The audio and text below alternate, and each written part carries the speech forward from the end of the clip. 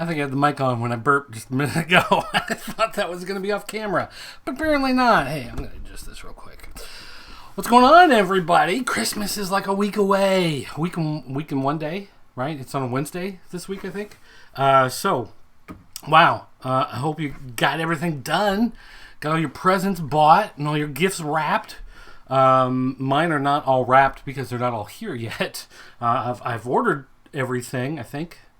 I think everybody's covered.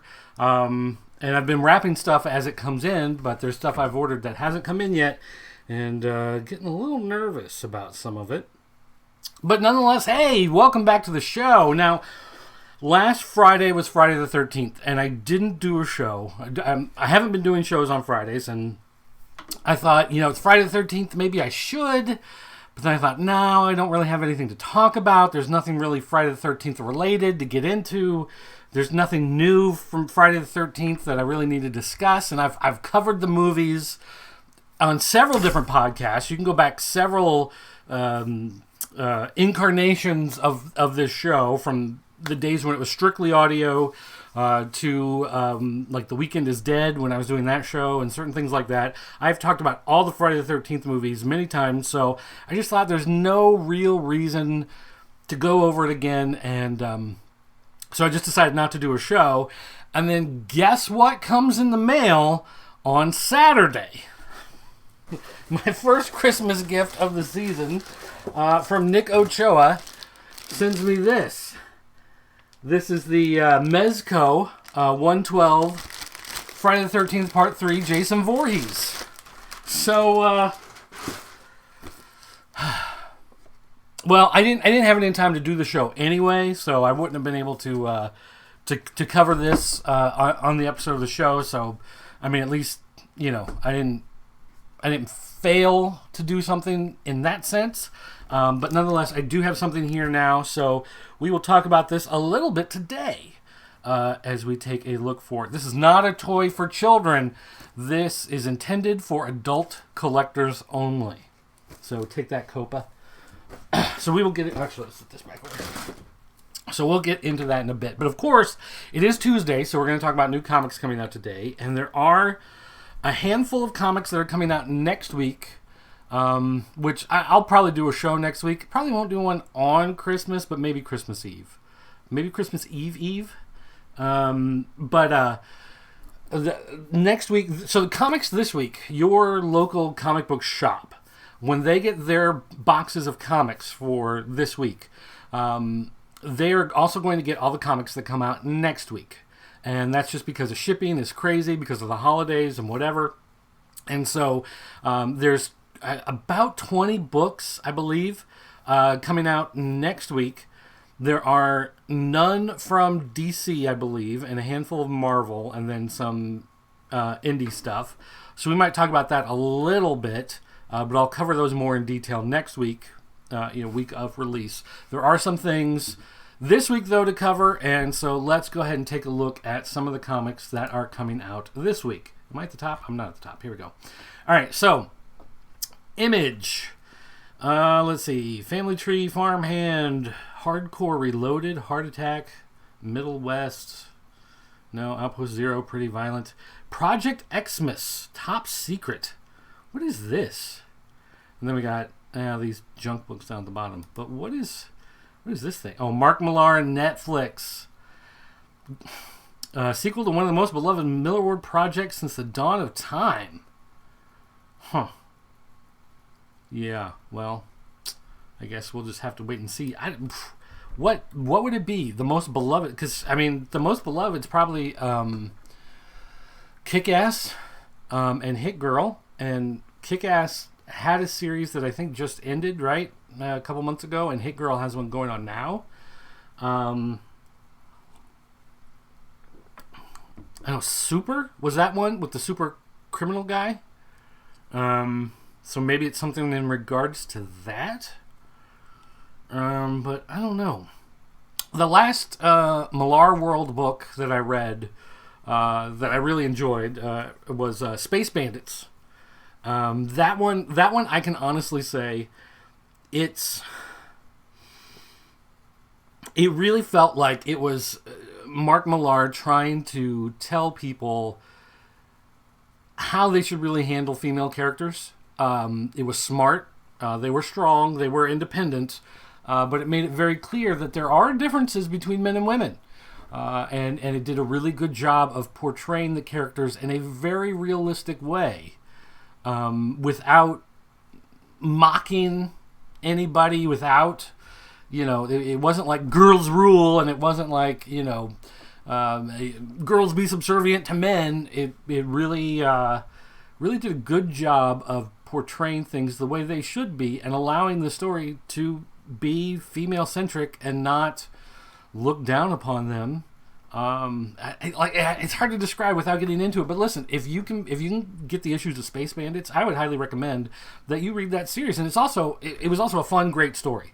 The criminals on the run, and that kind of thing. So, all right, back to, but it's still, what is this? I don't know. I'll find out later, I guess. All right, so Dark Horse, Count Crowley, no. Vox Machina, no.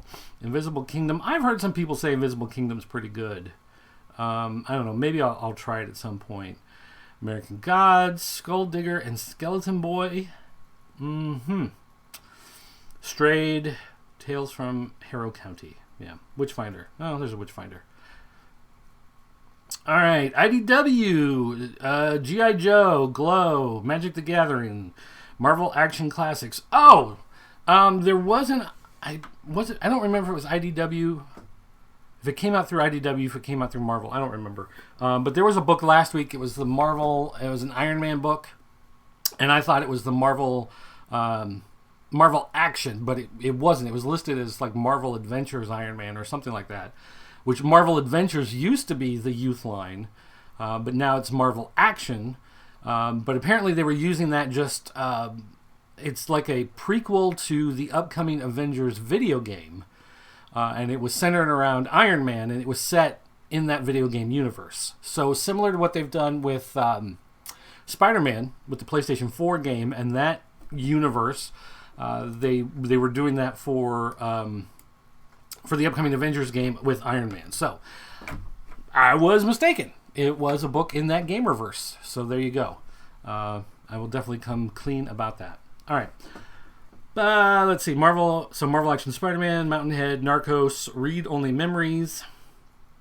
Ooh, Star Trek Motion Picture Facsimile Edition. It's expensive. It's a $5.99 facsimile. And here's the thing, though. They sent out a review PDF. We always get review PDFs from a lot of these companies. Years ago, they actually used to send out paper copies, and that was nice. You actually had real comics that you could read and add to your collection. But now they send out PDFs, and they sent out a PDF for this. And I don't know if I can really show it on camera or how much I'm able to show. I'll just, I don't know. Yeah, I probably shouldn't, because it's all watermarked. It says do not distribute, review purposes only, whatever. So, but basically it's a reprint of the comic book adaptation from Marvel. But they say facsimile edition, but it's not a facsimile edition. So it reprints the... Okay, so first of all, the cover. You got the cover, and that's good. You open it up, and there's some promotional photos. Then you have the title page, which has another promotional photo. It says December 1979, and it talks about, the motion picture, the phenomenon, touching base with reality, Star Trek motion picture glossary. And then you get an ad for the new Marvel Action Comics from IDW. So it's not a facsimile edition. Then you go to the inside, and of course they've covered up everything that said Marvel. They put a whole new section at the bottom, including the thing for IDW. But it's not like wherever it said Marvel, they just put IDW. There's a thing saying, Facebook, Twitter, YouTube, Tumblr, Instagram. That's not how you do a facsimile edition. That's not how that works. So then you read through. You've got the comic book adaptation, and you're like, okay, well that's neat. That has that. And then you've got Star Trek: The Phenomenon, which is the column. I don't know what you'd want to call it, but it basically talks about how fans of the series never let it die, and then and now it's back as this movie. It was going to be this TV show, Phase 2. Touching base with reality, an interview with Jessica von Puttkamer, science advisor to Star Trek The Motion Picture. So they've reprinted that. The glossary they've gone through, and they've named the different characters and the different ships, things like that. So if you weren't familiar with Star Trek back in the day and you're going to go see the motion picture, you have that stuff. So, I mean, that's cool. But then on the back cover, it's join the crew of the USS Enterprise on their final voyages. Star Trek Year 5 from IDW. This is not a facsimile. The whole point of the facsimile editions is to get the period accurate advertisements and letter columns and in-house ads. And they've kind of followed that a little bit by giving you the extra stuff. It's not just the movie adaptation. It has the extra, columns and whatever on there. But this is not a facsimile edition. This is just a modern reprint. This is more in line with like those dollar comics that come out from these different companies. So, I don't know. I was a little disappointed when I saw how that actually played out, because that was the type of thing. I love the facsimile editions. And I love, being able to look at all those old ads and everything, but that is not what that is. And again, it's expensive at $5.99. Star Trek Picard, number 2. I should have read this. Dang it. I should have paid more attention to what was sitting in the folder. I should have read that so we could talk about it today, before it came out, but whatever. I did enjoy, reading the first issue. So it'd be interesting to see if this one is still able to hold up, but, yeah, it is what it is. We've got Year 5, Star Wars Adventures. Oh, excuse me, sorry. It's right now, it's 2:30 in the afternoon, and I'm still drinking coffee. I'm trying to wake up. There's just been so much stuff going on for the past few days. The Holotimes is a rough days. Yes, the Holotimes is a rough days. All right, so DC. We've got our Aquaman, Basket Full of Heads, Batman 85. It is over, finally. This Tom King garbage run is done. And this is buried and gone. Oh my goodness. And it's $4.99, extra-sized epic finale. I wonder how many pages this actually is. I don't know. Stunning conclusion to City of Bane. What will become of Gotham Girl now that she's betrayed all she knows? How will the Bat Team cope without Alfred? Will Catwoman stick around? I don't care. It all leads to the new Batman and Catwoman series, which again, I am not going to be reading. I am done with Tom King on Batman. I do not care anymore. It's over, and I'm ready to move on.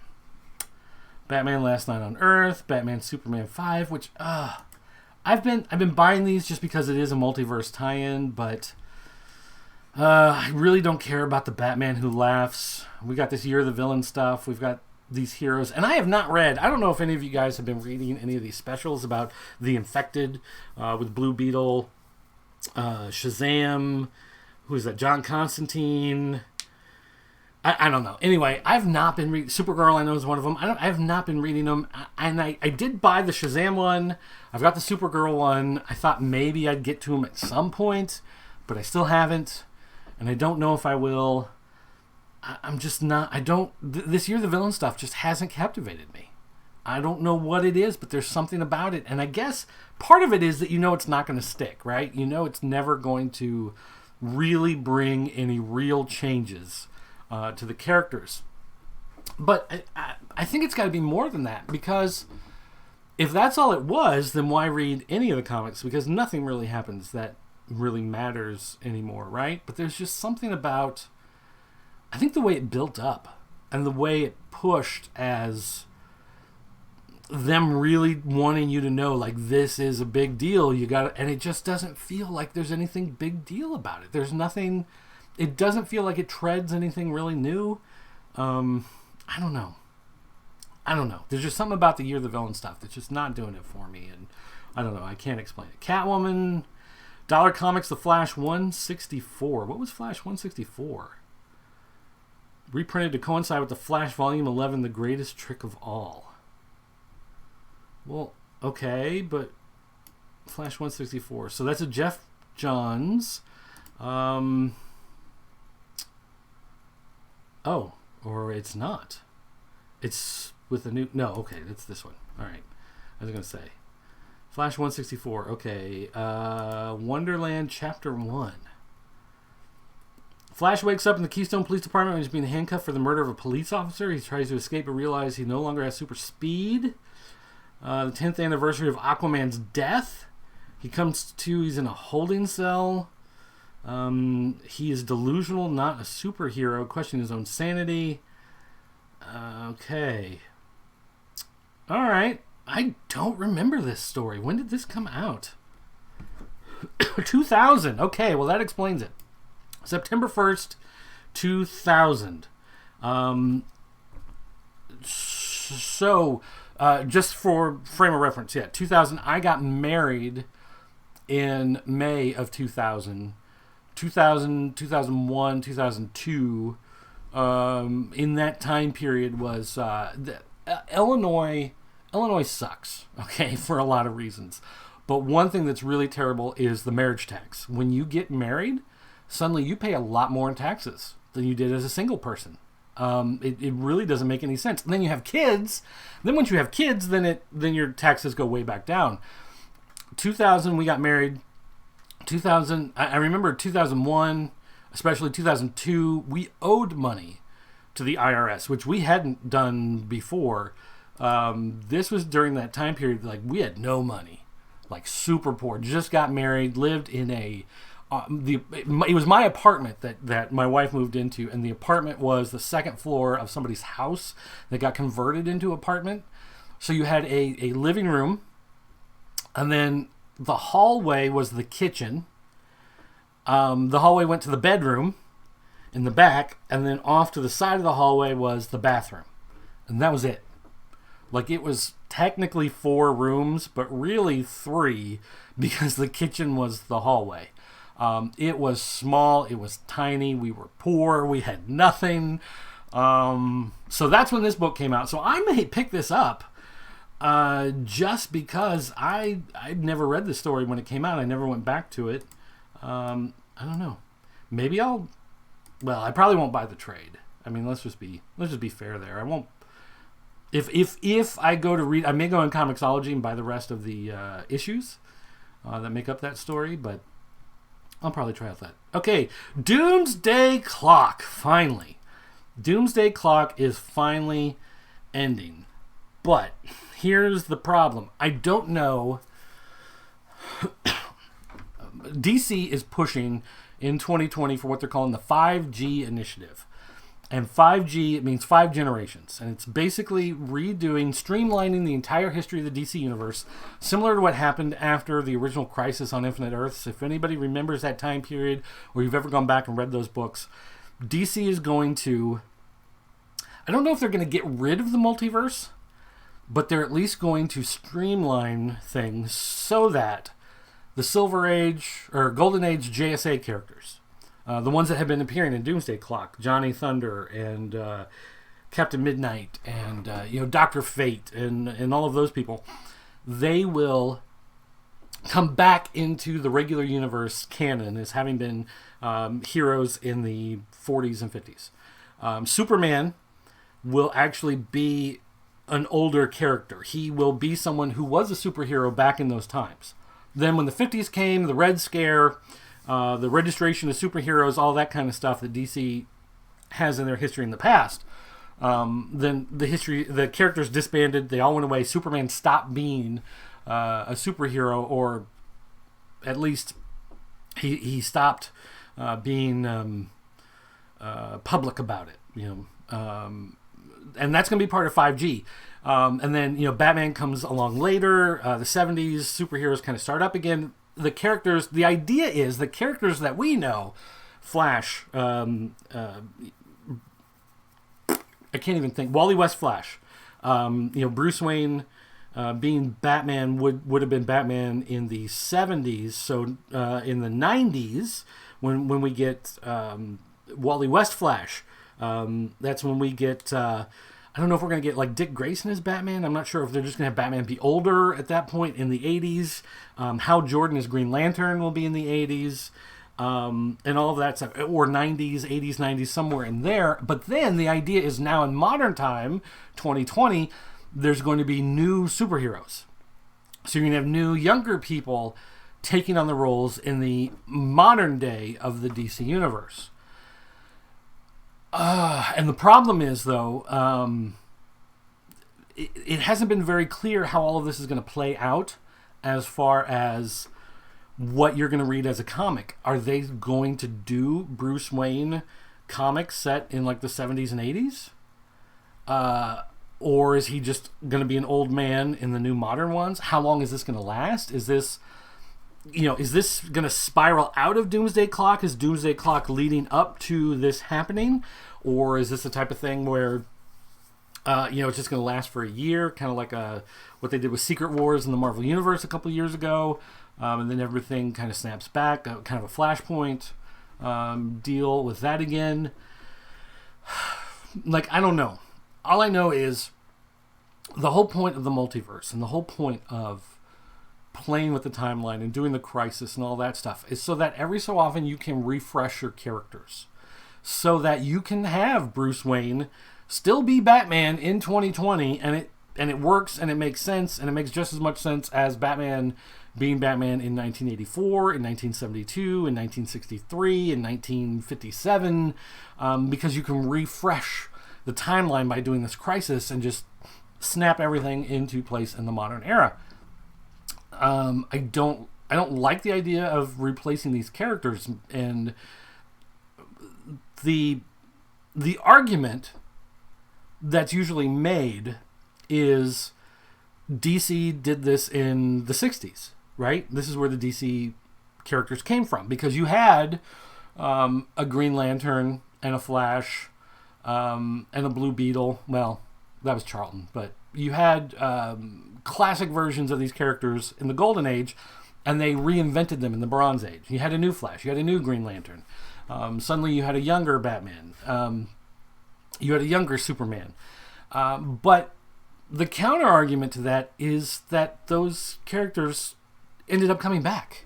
I mean, it was only a few years after they started to make these changes that they started doing this Justice Society, Justice League, interdimensional crossover stuff, which led to the idea of the multiverse, and led to the idea of these characters. They're still alive, they're still active, they're just in a different time, in a different universe. If DC is going to use Doomsday Clock as a way to push for new, younger characters, they have to understand that there's going to be a pushback to bring back those original characters, because that's always kind of been the way in the DC universe. If you remember when they tried to get rid of Hal Jordan and bring a new Green Lantern with Kyle, I want to say Kyle Reese, but that's Terminator, Kyle Rayner. It didn't last. It went 4 years, really, until they redeemed Hal Jordan, and then it was a couple more years, and he was back to being Green Lantern, and now Kyle Rayner, he became the Ion, and then he disappeared. Like, I don't even know where he's at anymore in continuity. So I see big problems if they try to do a momentous shift. Now, one thing, we do have this cover here. This is the I think the Midnight Retailer variant or whatever. And here you see Superman defeating Captain... not Captain Atom, even though it's supposed to be Captain Atom. It's not Captain Atom. It's Dr. Manhattan. But I don't know. I'm wary about this. But I will say I did make a bet with Agent 70 on the Comic Book Chronicles. He said there's no way no way Doomsday Clock is going to be finishing in 2019. And so I took him up on the bet. And so we bet a gentleman's bet of $1 And so, assuming I go to the comic book store tonight to sort through the stuff for this week, and assuming that it's there, he owes me $1, which I will gladly take by PayPal. All right, we've got Flash Forward, which I'm still torn on this. I hated Heroes in Crisis, and this I've heard this kind of retcons a little bit of Heroes in Crisis, and just says that Wally West was kind of going crazy because of the Dark Universe bleeding in and him, trying to fight for his place within the time stream and whatever, but I don't know. Harley Quinn stuff, don't care. He-Man, The Masters of the Multiverse, I still haven't read number 1. I still have number 1 sitting in my read pile. Still haven't read it. Infected, The Commissioner, nah, I'm going to pass on that. Hellblazer, Joker, Killer Smile. I did read number 1 of Killer Smile, but it was not... Here was the basic premise. So Joker is, again, he's arrested. He's in Arkham Asylum. He's got some caseworker, whoever, that's going to come in and try to, help him supposedly become sane or whatever. And so this guy is trying to get into Joker's head and try to figure out who this guy really is and why he does what he does and what he really believes. And then he starts having these mental breakdowns. He's having visions of the Joker being other places, of his family being murdered. And so it looks like he's starting to go crazy because he's spending so much time with the Joker. And it's okay.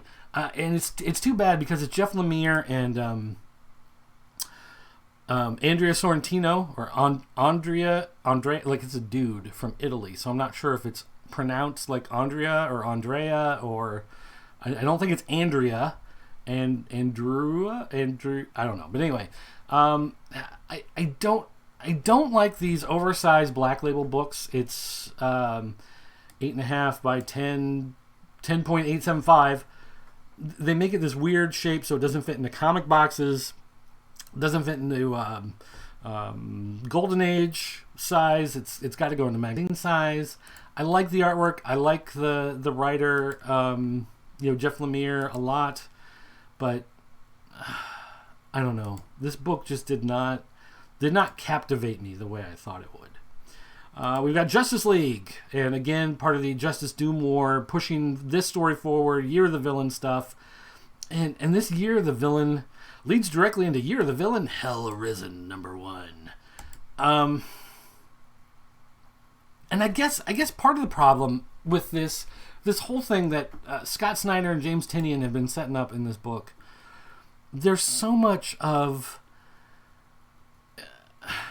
If you read Final Crisis, if you remember Final Crisis, Doomsday finds the anti-life equation, and he starts to turn all the people on Earth evil, and the heroes are fighting back. Batman dies, there's whatever, a bunch of stuff happens, and so Superman has to find a device to play a song or sing a song. I forget what it is, but it's like music. He has to play this music in order to undo the anti-life equation and reset the universe. And it was one of those things where you have to just buy the premise or you don't, because it's not really explained. You just, okay. And that's the problem I have with this story going on in Justice League, because so much of it is built around the people either believe in justice or they believe in doom. And so doom has won out, and so there's this giant sigil of doom over the sky. And so the heroes somehow have to get the people to re-believe in hope. And if they can believe in enough hope, then they can undo the doom. And it doesn't make sense. Like, it doesn't. I don't buy it because it's not explained, right? It's just, yeah. Well, this is what happens. There's a sigil, and if enough people believe in doom, then everything goes doomy. Okay, I guess, great, but it doesn't make sense. Like, where do you go with that? It doesn't mean anything. So, not a big fan. Anyway, like, I like the ideas of the multiverse stuff coming back into play. That's kind of a decent cover, Tony Daniel. But I don't know. I'm not buying it. I'm having a lot of problems with it, and I don't know. When it ends, I don't know if I'm going to continue on with the series. Okay, so we've got The Last God, which nobody cares about. Legion of Superheroes 2. I read the first one. I didn't really care. I read the Action Comics stuff or Superman comics, whatever it was that led up to it. Didn't really care. Read the special. Didn't really care. Read issue number 1. Didn't really care.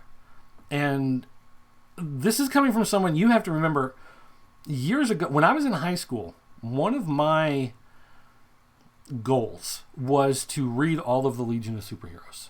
Okay, so we're talking in 94, 93, 92, 93, 94, in that time period, I was buying every back issue of Tales of the Legion of Superheroes, Adventure Comics, Superboy and the Legion of Superheroes, like whatever. Like, I read all of that stuff. If I couldn't afford the actual issues, I got the reprints. I had some of the hardcovers that they used to put out back in the days. They reprinted the first 4 books from, were they from Adventure? They reprinted them as Legion of Superheroes 1, 2, 3, 4, and they were Silver Age size. They were slightly bigger. Had the Legion of Superheroes banner on the front. I bought those. I still have some of them. I loved the Legion of Superheroes.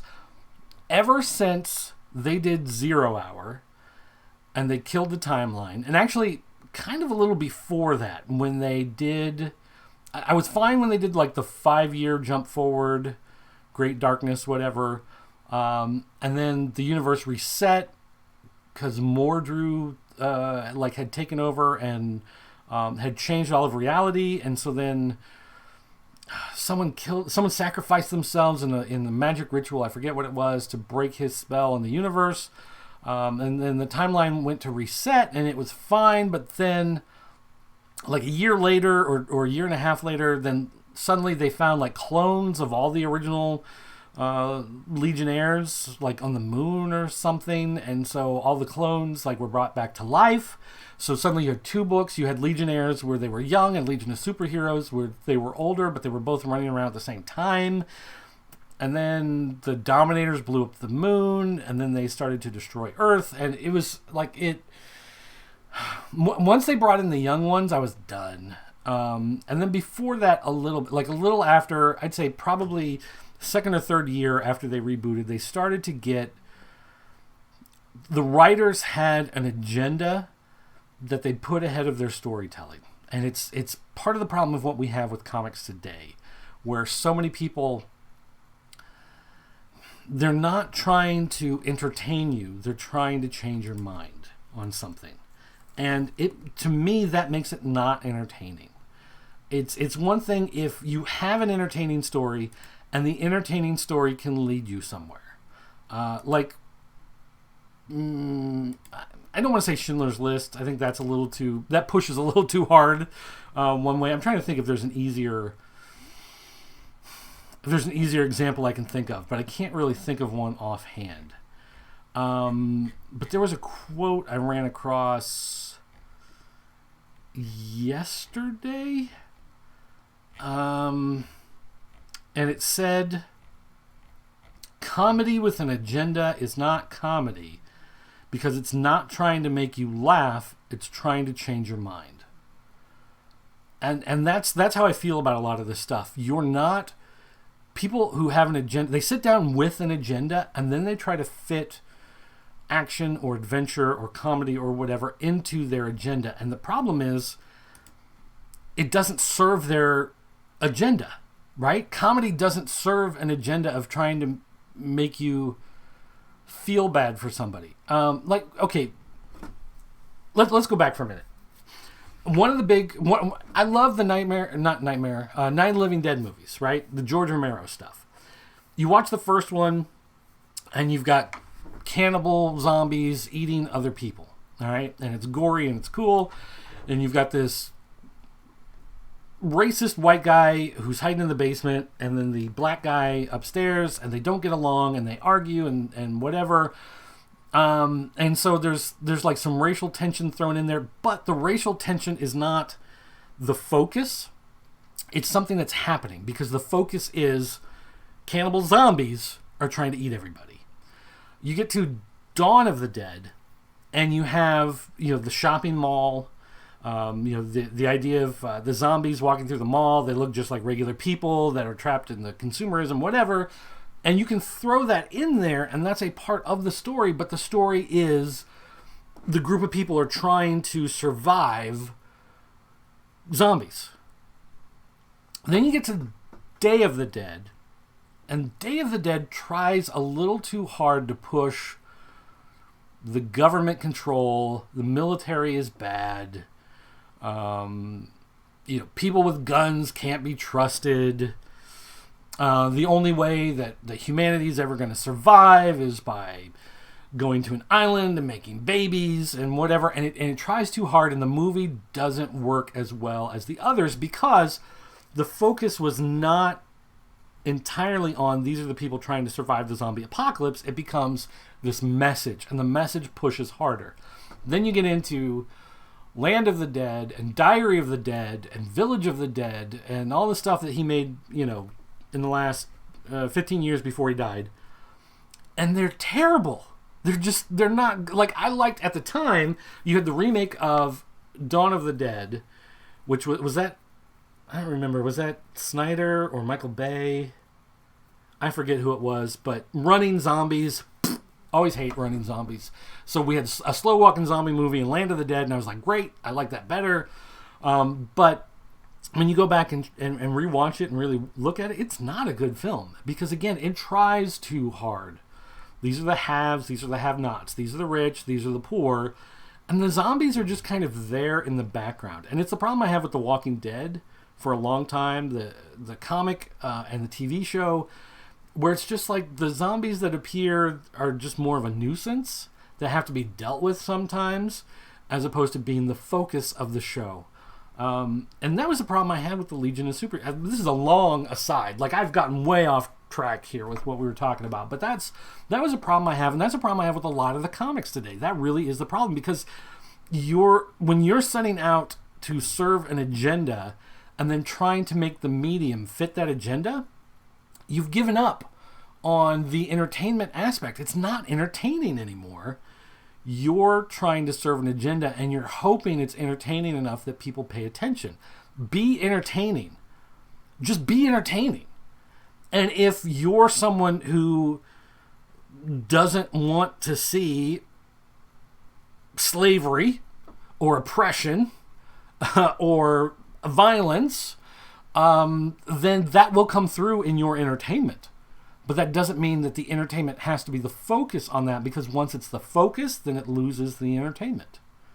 And you can go back and you can look at all kinds of stuff throughout history, of the history of television and movies, where somebody, they definitely felt one way or another about something, but it wasn't the focus of the entertainment they were producing. It just found its way in here and there. Someone would say something, someone would act a different way. And so you had the ability to make inroads with people and to talk to people and to discuss things. Like, I'm not trying to be offensive. This is the way people talk. But it becomes offensive because people choose to be offended by it. That kind of stuff. It's like, just let the entertainment be entertainment, and then hope that some of the personality leaks through, right? Because that's how you're going to open dialogue with people and change things. All right, but I digress. Legion of Superheroes, not excited. Lola Woods, I have no idea what that... Oh, that's a Joe Hill, yeah. Metal Men, no. Nightwing, no. Scooby-Doo, no. Shazam. This book is so late. I can't care about it anymore. It's just taking so long. New Suicide Squad, #1, not interested. Superman slashes the Klan. That's, again, trying too hard. Superman's pal Jimmy Olsen, Teen Titans, Wonder Woman Dead Earth. Oh yeah. This is an oversized Black Label. This is their Black Label one. Again, I wish Black Label wasn't doing that size. I would like it so much more. We got Wonder Woman Giant. We got Year of the Villain. Oh, here's that special spinning out of Justice League. Who can stand against the Batman who laughs? Who cares? But at least it says the finale begins here, so maybe we don't have much more to worry about with that stuff. All right, so jumping over to Marvel Comics, we got 2099 Omega. So I don't know if this is actually the end of the run of Omega of 2099 books, or if something's going to continue. I don't know. Agents of Atlas, Amazing Spider-Man, Annihilation Scourge, Avengers, Black Panther, Conan, Serpent War, Daredevil, Eternals. Here's a facsimile edition. Eternals #1. Yep, definitely I'll buy that. Eternal Secret of the Marvel Universe. Meh. Excalibur, Fallen Angels, Future Foundation, Ghost Spider. Oh, wait. Fallen Excalibur. That's right. This is the week Marvel is releasing, I think, all the X-Men books. Right? So we've got Excalibur, Fallen Angels. There's a Marauders. Yep, there's Marauders.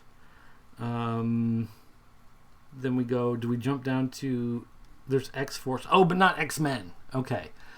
So we're getting all the X-Men books except X-Men are coming out this week. So those of you that read those books, be prepared to pay out the butt for all of those books. Future Foundation. Hey, Philip. Yeah. Are you still reading Future Foundation? I read the first issue. You read the first several. Oh, yeah, you're right. Do you want to keep reading it? Sure. Okay. All right. So that is one that my son will still be getting, is Future Foundation. So there's that. Let's see here. Oh, there's Ghost Spider. I believe he reads that one too. Then we got Guardians of the Galaxy. Gwenpool. Gwenpool Strikes Back #5. He likes Gwenpool a lot, although he says this series isn't nearly as good as the other ones. But there's that. We've got Invaders, King Thor. There's the Marauders. Marvel Tales Annihilation, which reprints some of the old Annihilation tie-in stuff. Including Daredevil 105. What is 105? I'll have to see that. Moondragon? I don't know. All right, so anyway, so there's that. There's New Mutants. Okay, that's another X-Men book. We got Revenge of the Cosmic Ghost Rider, which, who's writing this? Dennis Hopeless and Donny Cates. Yeah, pass. Like, I really liked the stuff with Thanos and Cosmic Ghost Rider and all that stuff early on, but it's gone on way too long, and they've done way too much with this stuff. Let's see. Runaways, Scream, Curse of Carnage, Spider-Man. Ooh, the J.J. Abrams Spider-Man. Now, I do like this one. I've liked this series quite a bit, so I'm looking forward to that. That's been enjoyable. We've got Spider-Man Velocity. This is the gamer universe we were talking about, Gamerverse there. So this is set in the PlayStation 4 game. Star Wars Empire Ascendant. Destined for Hoth. Oh, so this is right after Star Wars, before we get into Empire Strikes Back. This is to fill the time in between, and Dr. Aphra is getting thrown into the mix. So I wonder if she's going to appear in the movie in a flashback now that she's in the comics. We got the Rise of Kylo Ren. Tony Stark Iron Man, which has not been any good. And then we got a bunch of True Believers here. There we go. Annihilation, Odin Power. Reprinting Thor. Oh, that's Walt. That looks like Walt Simonson artwork. Is that Walt Simonson artwork? I'm definitely going to buy that. Ooh, look at this. Look at this. The Super Adaptoid from Tales from Suspense. Yes, I will definitely buy that one. Looking forward to that one. This old Thor. Super Skrull. See, this is the stuff I get much more excited about. And then X-Force. So the bulk of my books this week, it looks like, are going to be these Marvel dollar reprints. They'll get much more excited about. Okay. Dynamite. Black Terror, Chastity, nothing. Death Defying Devil, nope. Red Sonja, Vampirella, nope. Vampirella, nope. Okay. Then we get to Boom Studios. We got Angel. We got Firefly. We got Folklords. Heartbeat. Dark Crystal. Claws. Lumberjanes. Mighty Morphin Power Rangers, and Once and Future. So again, don't care about any of those.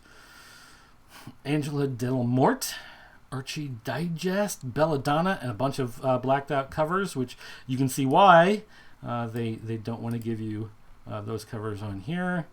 Ton of those, nothing. Blade Runner, Bloodshot, no. Cosmo. Now this is interesting. Cosmo, the guys who Ian Flynn and Tracy Yardley, they did the Sonic comics. My son loved the Sonic comics. Then when Archie lost the Sonic license, basically, I don't know if they gave it up, they stopped paying for it, whatever the deal was. Cosmo became the book that Ian Flynn and Tracy Yardley did to fill the time in between. They wanted to have some sort of story. They wanted to work together, keep doing comics. And then IDW got the rights. Is it IDW or is it Boom? No, it's IDW, right? They got the rights to do Sonic, and so they started working over there, but then they've brought back Cosmo. So again, this is one my kids like because, of course, they like the Sonic stuff. So they like Cosmo, and it seems to be a pretty good book for all ages. Cult Classic. I have loved Cult Classic. This has been a lot of fun. Cult Classic Creature Feature. There was another Cult Classic a year or two ago, which I didn't know existed, so I'm going to have to see if I can find that. But Creature Feature has been super fun. Totally 50s monster movie in an 80s setting feel. If you think of, like, say, the remake of The Thing that they did in the 80s, that was a lot of fun and really good. Or movies like The Gate. Or, man, I can't even remember. Ghoulies, maybe. Some of that type of stuff. That's what this is. Super fun. Super good time with that one. Deadly 10 presents Sorority Babes. Somehow I did not know this was a book. Charles Band. Should have known. Full Moon Entertainment. There we go. Whoops, sorry. We got a Doctor Who. We got Eskimo Kisses. We got God Mode, Gung Ho, Infinity 8, Junior High Horrors, Lady Death, Machine Girl. There's just a lot of Rick and Morty, Psycho List, Roku, Shades of Magic. I've heard that this actually sells pretty well. This sells better than I would have thought. New York Times bestseller V.E. Schwab. Writing about steel prints. I didn't know anything about this, but apparently this sells well. Along with this book down here, Vampire State Building, apparently sells really well too. And I say really well, meaning better than the 500 copies you'd expect to sell. A store that gets a couple of those copies in can sell them out. So maybe it's time to add a couple extras. Who knows? We got Shapes. We got Show's End. I don't know. Tales of Terror. Okay, Vampire State Building. Ooh, Vark Thing. These Cerebus things have been a lot of fun, and I know a lot of people don't actually like them, but they make some good points in there. We got The Visitor from Valiant. We've got Wolvenheart number 3, which actually sells pretty good, and X-Men number 1 Eastman variant being sold through Cover Press LLC. That's interesting. Clover Press. All right.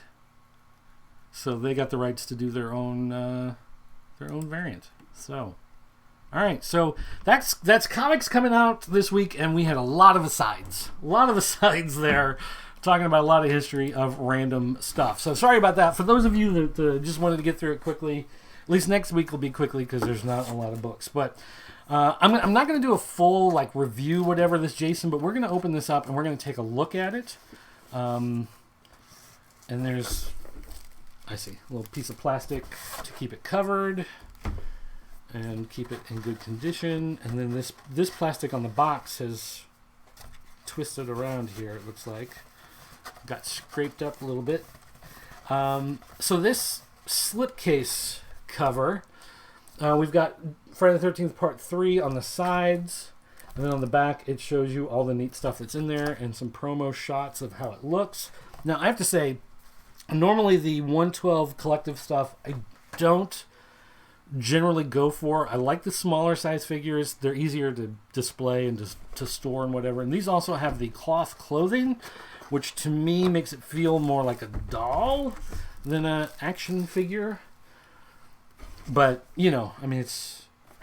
I love Friday the 13th. I love Jason stuff. And I love, this is one of those that has extra heads, extra hands, extra accessories. And I like that. I like being able to customize how it's displayed, how it looks. Although, does this, I think this has a figure stand in it. So that definitely helps. Product care guidelines. With any high-end collectible, care and consideration should be exercised when handling. These are not toys, not meant for children. 112 collector figures are built on a highly articulated underbody and then costume with detailed cloth outfit that is not meant to be removed. So you're not supposed to take the pants off your Jason figure and sneak a peek. So keep that in mind if you happen to purchase one. Alright, so here's our top plastic and our little piece of protective film. And it feels like there is a second plastic tray underneath the first one here. I don't know what this is. Although, do not eat the silica gel. Keep that in mind. Oh, we've got a bunch more accessories. Oh, and there's the stand. Okay, so there behind the figure, there's a round Friday the 13th, and it shows what looks like the shower curtain with the knife coming through in 3D. And that's, you can see a round shape on here. This is sitting right underneath. And here they've got an arm to put in so you can pose the figure and it holds it up. And then we've got some extra weapons. We've got the harpoon gun. We've got a wrench. We've got a knife. We've got a butcher knife.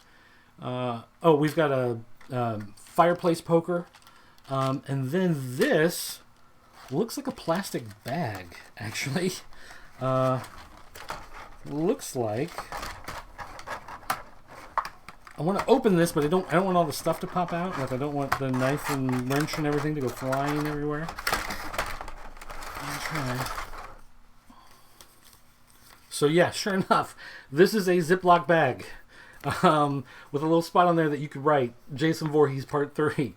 So you can put all the accessories in here so you don't lose them. That is... I have to give them some extra credit on that. Oh, which, by the way, Nick Ochoa, who sent me this, he has a whole bunch of these 112 figures that he has done reviews of. We've got the videos edited and ready to go, but he has to do write-ups, some write-ups on them. So once those write-ups are done, and he lets me know, then we can start posting them. So keep an eye out for that. So if you like the 112 collective figures or the 112 scale figures... then yes, those are coming. Okay, so big box. And I just lost a hand trying to show it to you. Oh no. Where'd it go? Oh, there it is. I see it. Okay. Luckily I have carpet on this hardwood floor. I put a rug down so things don't go flying too far out of here. Alright, so we've got a pitchfork with some blood on it. That's nifty. You can also eat a salad with it if you wanted to. We've got the bloody machete, which is Jason's calling card there. And we've got a bloody axe here. So that's nifty. And then the Jason figure himself, pulling him out. I like how he's got kind of the hunchback thing that was a look that the character had. Okay, so right off the bat here, I can see the head. Now, there he is, his head with the mask. And I noticed here in the box, here's a loose mask and another head. And so I wondered, oh, that must mean that this mask doesn't come off then. You've got a second head with a mask. But this does come off. And that is... a face only a meth head could love. That is. I love that because he does that shot where he's like looking out the window at her or whatever, and he takes off the mask and she's like, it's you, and she's freaking out. That was cool. So, I mean, looking at the figure, these, if you're not familiar with 112, they, like it said in the write-up, there is a lot of articulation. Like right here at the wrist, I can see there's like a ball joint, so you can move the hand around. There's the elbow. Here's the shoulder. We've got the neck. We've got the waist here. There's also some sort of like midsection crunch there, kind of like a Masters of the Universe Classics type of thing. Some sort of crunch there. We've got the hip. We've got a knee. We've got ankle moving around. So you can see there's a lot of joints. So it allows you to do a lot of different posing. And I like, I do like 3 a lot. Like 3 is one of my favorites of the line. And I like how it's got his just kind of like, I don't know what you'd call it, but his old country man clothing, broke into someone's house and got these. It's not like a mechanic's outfit like Michael Myers always has the jumpsuit from the Mechanics, but it is it's a good suit. It looks good. There's a lot of detail on the hands and everything. A lot of detail on the face. So the other hands we have here in the box, we've got 2 hands in like this little grippy pose, like reaching out for you, coming for you. So that's cool. And then the hand that I originally dropped on the ground, this is the hand for like the harpoon gun. You can see it's got the trigger finger, if I can get it to focus. Focus. Kind of. But anyway, so you can see that's for that. And then the last hand, it's just kind of reaching out. So there's like the claw hand, like I showed you at the beginning, where it's kind of like grabbing at you, and then this one's like a little more laid back, a little different. That's, I guess, more of a relaxed pose. Whereas the hands that are actually on him are both kind of like the G.I. Joe Kung Fu grip that you can see there. So this head, this other head that's in here is actually, it's behind this piece of plastic. So I couldn't actually see what it was, but I'm guessing, here's an idea. This second mask has the machete wound up at the top in the head. So I'm guessing that this head has a machete wound. And in fact, it does. So there you go. So this head, you can see it's the one that's been cut. I'm trying to move. There we go, so it can focus. So you can see it's been cut, and there's blood all over, and it's out of focus again. So you have the bloody head there, and then the bloody mask. So you can put the mask on top of the head and line up the cuts, and there you go. And so then this you can put on your figure. You can pop off the other head, put this head on there. That is actually pretty nifty. I do like having the interchangeable stuff, again, because it allows you to display it how you want to display it. And the fact that there's a lot of accessories is really nice, because, a lot of times they come... I remember back in the day when, McFarlane first started doing like the horror figures, and you were finally like, yes, we got figures. And you had some sort of stand in the back with like the movie poster, and you're like, okay, well, that's kind of cool. And then it came with like the machete, or maybe the machete and the axe, and like that was it. So, and those were what I like to call with McFarlane toys, those are in-action figures, because you can't really do a whole lot with them. They're just kind of in the pose that they're in, and they don't do anything else really. So here is the figure stand. So again, you can take the stand, and you take this arm, this telescoping, well, it's not really telescoping, but it's articulated. So you stick the arm onto here, and then snap the thing around his waist to put him in whatever pose you want. Or he does have holes on the bottom there, so you can put him directly onto the stand if you don't want him to do any sort of crazy pose. But if he's going to be doing something that's going to throw him off balance, then you can use the arm, and you can have him falling down or lunging forward or whatever like that. So I have to say, I do like the look of it. One of the things that's always kind of weird when you have a figure with cloth clothing is you oftentimes have to worry about the sense of scale.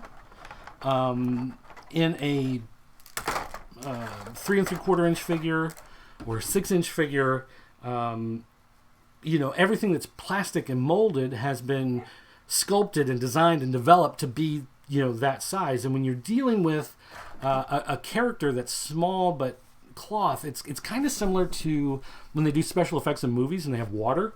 Water is always water, right? So no matter how big or how small it is, it's always going to look the same. And that's why it's difficult a lot of times when they make a model of something and then it has to fall into water, because the water, if you have a small model and it falls in water, you can tell that the water is reacting differently than it would if it was big. A big thing crashing in breaks the water up more. You get foam, you get lots of little drops. A small thing going in and it just kind of like bloop and falls in. The surface tension is just too much. Cloth, similarly, it's difficult when you're doing a small character with some sort of cloth. Seams are always going to stand out because you can only get thread so thin and then it just doesn't hold anymore. Then it breaks. And so when you're dealing with a character with cloth clothing, you have to worry about the seams. You also have to worry about things like the collar, because collars a lot of times they get curled up and whatever. There has to be some sort of fluidity to the motion of it. And when you do them tiny, a lot of times they stick out because there's no real weight to them. There's the weave is not small enough in order to give it that same feel. So it feels like what they've done here, when you feel around the collar, it's almost like, I want to say they've put some sort of product on it. Almost like, I don't want to say it's a spray glue because that's obviously not what it is, but that's kind of what it feels like. It almost feels like there's something on it to kind of hold it together a little bit more. It's not loose and floppy like a regular piece of cloth. It has more of a weight to it, which makes it look more like it's a bigger piece, because the bigger piece has more gravity, it holds down more, it's less likely to fly around. But the seams are still the one thing that you have to kind of worry about. Now they did, I don't know if I can get this to focus, but they did make buttons. Oh yeah, that's focusing. So you can see the buttons on his shirt. It has tiny little buttons on there. But again, those seams, the thread can only be so small before it doesn't work anymore. It's pretty good though, and especially with the tiny buttons, I think that really adds to the look of it. Really adds to the illusion, right? Buying the illusion of what the character is. Now I'm wondering. Okay, he's got a belt, and it's pretty good detail on there. So look at Jason's midsection, everybody. Jason's got a crotch, and he's wearing a white undershirt, which you can see poking out through the top, and you can kind of see it under here, and it looks like that's all around the midsection. So it's forever tucked. Now maybe I could reach down there and pull it out, but I don't really feel like pulling down Jason's pants and playing with his undies to check out his I think it's fine. I think it's fine the way it is, and I'm going to leave it just at that. But the detail is good. The bottom of the boots here, if I can get that to focus, cover my face, if I can get it. No, they're kind of. You can see. It's got all the tread that a real boot would have there at the bottom, and they've done some dry brushing on it to give it a little bit of that dirty look. So this is cool. This is a cool looking figure. And again, he's got that lumpy head. I love this head from part 3, which we saw it here. We saw it a little bit in 4, right? And then you don't see his face really again until... was it 7? When Lara Park Lincoln uses her carry powers and rips the mask off his face. And then we see him again in 8, and it's all like melted and weird looking. This is the human who grew up and turned nasty. That's him. And that looks cool. I gotta say, those details. That's the type of thing. This is the type of toy that I like to draw. I actually went to school for illustration, but I ended up getting a job later on in graphic design instead of illustration. But, that's how I got into comics. I always wanted to draw comics and that type of thing. I do draw. This is the type of thing you could use, pose it, and draw from because there's so much detail on it. I could definitely see this as being the type of thing where you could set it up and draw from. Because one, it is kind of like an art doll. I don't know if you've ever seen the poser dolls that artists use. They're just kind of a blank wood thing, and the idea is you put them in a pose and you can draw the basic shape, and then you add the details of what it looks like. This, because he's so articulated, because they've got the arm in there that can hold him, you can put him in a pose and have him doing whatever, and it'd be good to draw. So I might actually use this as a drawing tool. More than an actual toy, although, again, I do I do play with my toys, so that'll be something to look forward to. And oftentimes, though, nobody wants to play with me, so I just have to play with myself. That's right, I got a little drum set, just so I could make that joke. So, dedication. That's what this is about. Dedication. All right, this is really cool, Nick. Enrique, thank you. This is the type of thing I'm gonna do more with it later. I'm gonna kind of put it all away just for right now, but later on I'm gonna pull this out and play with some of these hands and these weapons and get them in some different poses. I do have some of the what are they, Funko? Yeah, Funko does a whole bunch, and they've ended up in retail places like Target, Spencer Gifts maybe. Some of them go through. They go through Diamond as collectibles. So I do have some of those figures, and those are good. And again, those are all plastic. But they do have the takeaways that you always have with the plastic ones, where of course the arm is fully molded, and when you hold it like this, it looks fine. But then as soon as you move the arm, it's like the piece of cloth has to break, and you've got the smooth thing. So I do have some of those. Not as good to draw from as something like, say, this, because of the detail in the cloth. I will admit, it does make it better for that kind of thing, even though it does feel like it's a doll. And I always give people a hard time about that. Duvall from That New Toy Smell, he always collected the 112 figures, and we always made fun of him for the dolly clothes. All right. Oh no, do I want to exit? No, sorry. Hopefully that didn't glitch. When I set the figure down, I hit a button on the keyboard, and the computer started to freak out, thinking I was trying to shut this down in the middle, and I am not. Okay, so the show's been 1 hour and 8 minutes, so it's probably a good time to wrap up. But that's going to do it. That's comics this week, and that's a look at my first Christmas gift of the season. Well, actually, that's not true, is it? Because I got some mugs the other day, which are downstairs in the dishwasher. I haven't even shown those off. So anyway, nonetheless, though, thank you, Nick Ochoa. That is awesome, and I will definitely be playing with that later. Everyone else, thank you for tuning in. Again, let me know what it is. If there's any other topics you want me to talk about, if you want to talk about the new Ghostbusters, whatever going on. Generally, the idea, if you're new to the show, you haven't watched this before, I want to talk about the stuff that you guys want to talk about. So you got to leave comments or call our 24-hour voicemail line, area code 217-953-4025, and you can leave a voicemail message 24 hours a day, 7 days a week.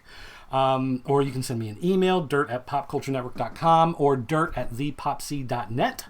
Or you can leave it here on YouTube or on, if you're listening to this podcast on iTunes, I have not been to iTunes in years, so I don't know. If people have been leaving comments on iTunes, sorry, I haven't seen them. But for those of you listening on iTunes or through Podbean, I want to thank you for listening. Don't forget to go to thepopc.net or popculturenetwork.com. It's the same website. We just got two different names. Make it easy to get to. But you can always go there and leave comments, or in the official Facebook group, you can go there, or wherever you feel like it. I want to talk about the stuff that you want to talk about, and so then that way you can tell me I'm wrong and I don't know anything, because that's always a good time. So I'm not going to ask you to like. I'm not going to ask you to subscribe. I'm not going to ask you to hit that bell. I'm not going to ask you to come to my Patreon, which I don't even have. I'm not going to ask you to share this video. All I want you to do is to remember this one thing. You're watching the best looking guy on the internet.